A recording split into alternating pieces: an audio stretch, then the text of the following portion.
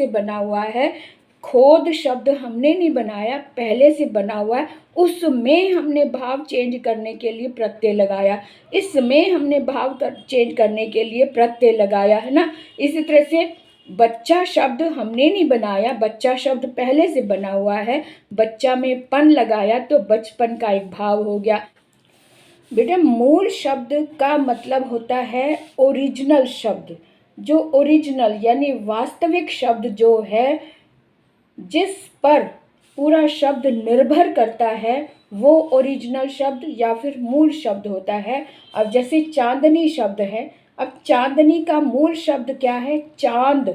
चांद मूल शब्द है ना, वो चांद मेन शब्द है, उसकी रोशनी को कहा गया है चांदनी। नी यानी कि न लगा है और उस पर ई की मात्रा लगी है, तो ये प्रत्यय हो गया।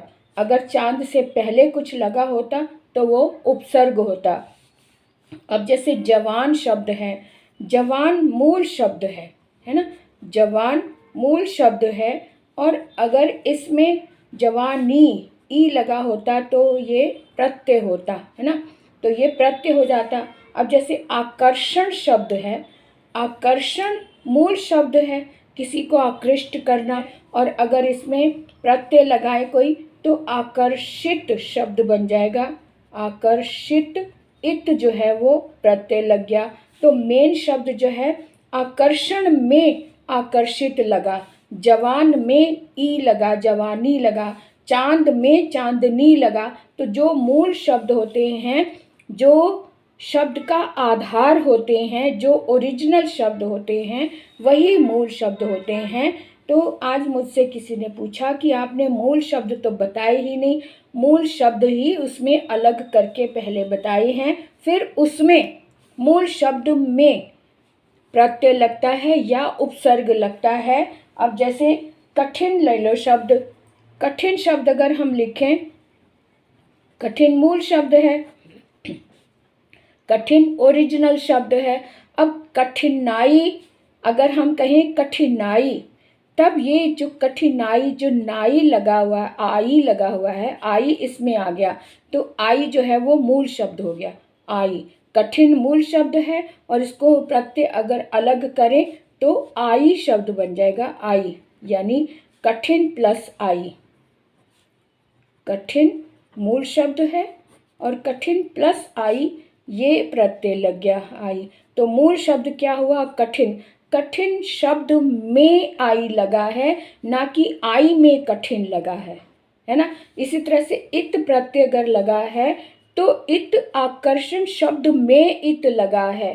ये जवान में ई, जवान शब्द में ई लगा है, ना कि ई में जवान लगा है ना। तो चांद में ई नी लगा है, ना कि नी में चांद लगा है। तो जिस शब्द में प्रत्यय लगा है, जिस शब्द में उपसर्ग लगा है, वही शब्द मूल शब्द होते हैं। मूल शब्द का मतलब ओरिजिनल शब्द, यानी कि वास्तविक शब्द जो होते हैं वो मूल शब्द होते हैं। मूल मतलब जड़, जड़ वाले शब्द, यानी कि जो शुरू से चले आ रहे, जो शब्द हमने नहीं बनाए, जो पहले से बने हुए शब्द हैं, उसे हम मूल शब्द कहते हैं। तो अब आपको समझ में आ गया होगा। अब जैसे स्वदेशी शब्द ले लें हम, स्वदेशी। स्वदेशी में मूल शब्द क्या हुआ? देश, है ना। देश जो है वो मूल शब्द हो गया। देश हमने नहीं बनाया, देश शब्द पहले से बना हुआ था। अब इसमें हमने स्व जोड़ दिया, स्व जो है वो उपसर्ग हो गया ना, और ई जोड़ दिया तो वो प्रत्यय हो गया। स्वदेश और ई बन गया स्वदेशी, है ना। अब मूल शब्द क्या हुआ? देश। देश शब्द में प्रत्यय लगा है, देश शब्द में उपसर्ग लगा है, ना कि उपसर्ग में देश लगा है या प्रत्यय में उपदेश लगा है। शब्द ये है मेन, देश, है ना। देश में हमने ई लगाया तो देशी बन गया, देश में हमने स्व लगाया तो स्वदेशी बन गया, और अगर देश में हम पर लगा दे तो परदेशी बन गया, परदेश हो गया। तो देश मूल शब्द हमारे पास देश है, और देश में अगर हमने कुछ प्रत्यय या उपसर्ग लगाया, अब इसमें हम पर लगा दें तो परदेश बन गया, है ना। और अगर ई लगा दे तो परदेशी बन गया। तो इसी तरह से देश मूल शब्द है, जो मूल शब्द जो ओरिजिनल शब्द होता है उसे ही हम मूल शब्द बोलते हैं। अब जैसे बचपन शब्द देख ले, बचपन शब्द हमने लिया है ना, बचपन में ये एक भाव है ना, और अगर हम इसमें इसको भाव में से अगर हम मूल शब्द निकाले तो मूल शब्द इसका बच्चा, बच्चा इसमें मूल शब्द है ना, और इसमें पन जो है ये प्रत्यय लगा हुआ है। बच्चा मूल शब्द है और पन प्रत्यय लगा है, पन लगाकर हमने बचपन बना दिया, क्योंकि यह एक भाव है। भाव बदलने के लिए उसमें उपसर्ग या फिर प्रत्यय लगता है, या फिर अगर उपसर्ग लगता है तो शब्द का अर्थ कभी कभी उल्टा भी हो जाता है, विलोम शब्द भी बन जाता है, या उसके शब्द के अर्थ में कुछ अंतर आ जाता है। तो इस तरह से जो मूल शब्द होता है उसे पहचानना आना चाहिए। जो मूल शब्द है उसमें प्रत्यय लगा है, जो मूल शब्द है उसमें उपसर्ग लगा है, तो जिसमें उपसर्ग लगा है, जिसमें प्रत्यय लगा है, वही शब्द जो है वो मूल शब्द होता है। इस बात को समझ लो। ओरिजिनल शब्द जो हमने नहीं बनाया, जो पहले से बना हुआ है। अब जैसे और शब्द देखें, दुख, दुख शब्द अगर हम देखें तो दुख में, दुख मूल शब्द है, हमने नहीं बनाया। अब दुख में अगर हम प्रत्यय लगाएंगे तो दुख में हमने ई लगा दिया तो दुखी बन गया, है ना। और अगर दुख में हमने मय लगा दिया तो दुखमय बन गया। तो मेन शब्द जो है, मेन शब्द जो है वो दुख शब्द है, दुख मूल शब्द है।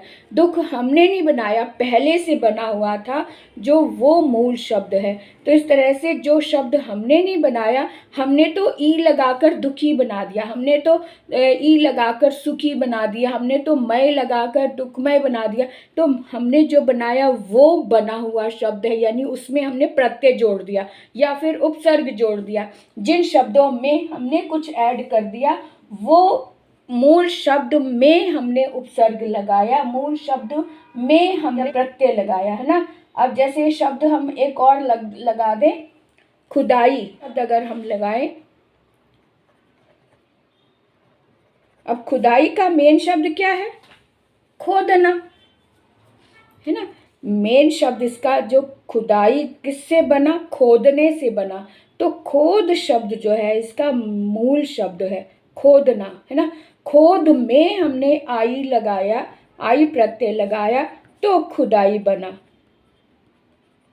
मेन शब्द इसमें क्या है? खोद, खोदना इसका मेन शब्द है, और इसमें प्रत्यय लगाया आई तो बन गया खुदाई।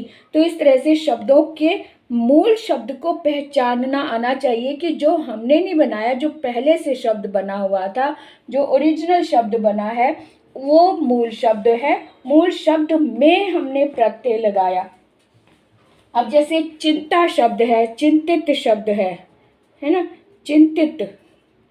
अब चिंतित में हमने, ये चिंतित क्या है? मूल शब्द क्या है इसमें? चिंता, चिंता इसमें मूल शब्द है, वो हमने नहीं बनाया। लेकिन चिंता में हमने इत लगा दिया, इत प्रत्यय लगाया तो वो चिंतित बन गया, है ना। चिंतित में हमने इत प्रत्यय लगाया, लेकिन मूल शब्द क्या था इसमें? चिंता मूल शब्द है। चिंता में हमने इत लगाया तब वो चिंतित बना, है ना। तो जो मूल शब्द है वो बहुत ही आसानी से समझ में आ जाता है। जैसे कि नगर शब्द लगा लिया, नगर, नगर, है ना। नगर मूल शब्द है। अब नगर में अगर हमने ईए लगा दिया, नगर में हमने ईए लगा दिया तो शब्द बन गया नगरीय, है ना। नगरीय यानी मूल शब्द में हमने ईए प्रत्यय लगा दिया तो नगरीय बन गया, है ना। तो अगर हम नगर शब्द में, नगर शब्द में इक लगा दें, नगर शब्द में इक प्रत्यय लगा दें तो शब्द बन जाएगा नागरिक, नागरिक, ऋक, ये जो मूल शब्द है वो नगर है, वो हमने नहीं बनाया, वो पहले से बना हुआ था। चिंता हमने नहीं बनाया, चिंता पहले से बना हुआ है। खोद शब्द हमने नहीं बनाया, पहले से बना हुआ है। उसमें हमने भाव चेंज करने के लिए प्रत्यय लगाया, इसमें हमने भाव चेंज करने के लिए प्रत्यय लगाया, है ना। इसी तरह से बच्चा शब्द हमने नहीं बनाया, बच्चा शब्द पहले से बना हुआ है। बच्चा में पन लगाया तो बचपन का एक भाव हो गया। देश शब्द पहले से बना हुआ है, देश में हमने पर लगाया तो उपसर्ग परदेश बन गया। अब देश में हमने ई साथ में और जोड़ दिया तो परदेशी बन गया।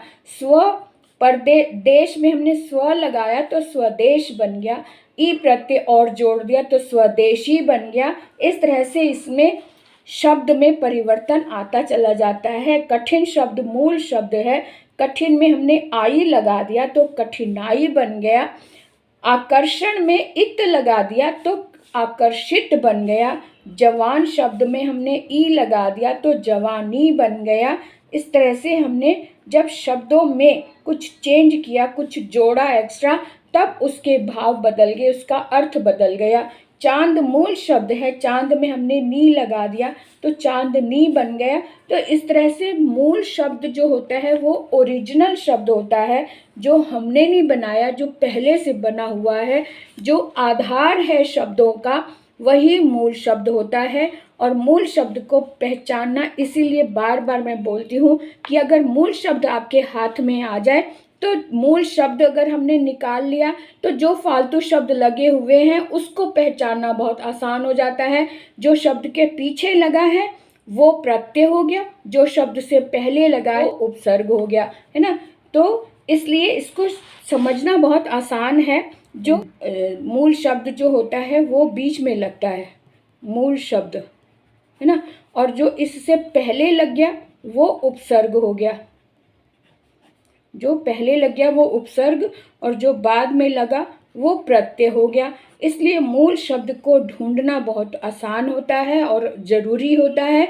मूल शब्द को हमने समझ लिया।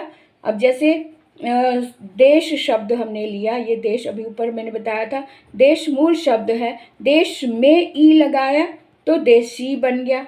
देश में हमने स्व लगाया तो स्वदेशी हो गया। तो शब्द के अर्थ में अंतर आ गया, है ना। और अगर हम देश के में जो है यहाँ पर वी लगा दें तो ये इसी का विलोम बन गया, विदेश बन गया। और अगर ई भी लगा दे, ई प्रत्यय भी लगा दे तो विदेशी बन गया, है ना। तो शब्द के अर्थ में चेंज आ जाता है। कई बार उपसर्ग लगाने से उसी शब्द का विलोम भी बन जाता है। कई बारी जैसे गम शब्द लगा है, संस्कृत का गम शब्द होता है, गम में हमने आ लगा दिया तो आना बन गया, है ना, आगम बन गया।